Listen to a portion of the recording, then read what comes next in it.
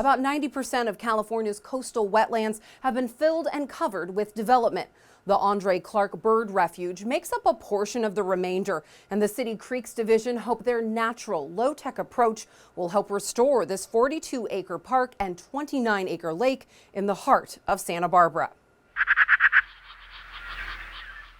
The Bird Refuge has been a unique ecological system in the city since it was dammed up 100 years ago.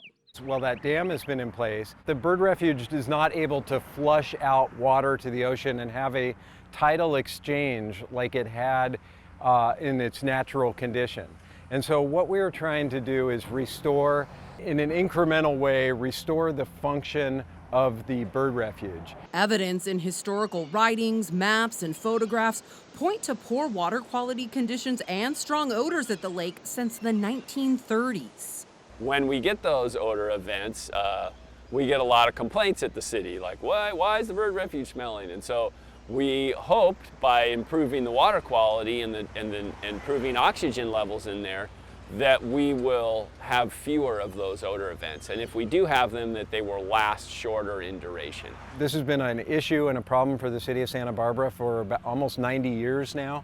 And so we're finally getting around to being able to take steps to try to improve that situation. Starting with natural drainage and tidal exchange. In place of that dam, we're going to install some gates, some openings, so that when we have rainstorms, we can open up the gates and allow the water to flush out to the ocean. And when a certain rain threshold has been met, no more flooding on Cabrillo Boulevard. We will be able to go out onto the beach and lower the height of that sand berm to allow it to naturally breach as the water level increases in the bird refuge.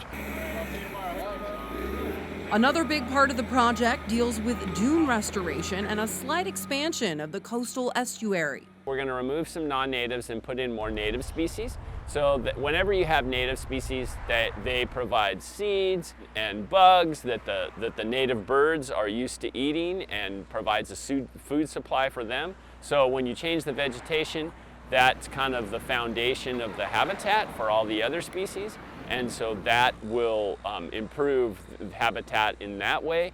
An improved habitat that could eventually usher in bird diversity, the circle of life, if you will. Higher oxygen will allow fish to survive, better for other microorganisms and aquatic organisms that can live here, and those provide food again for the birds and help to keep the water cleaner. Restoration work is expected to last until December, and Creek staff emphasize that since they're working with the natural elements of the refuge, change will be incremental.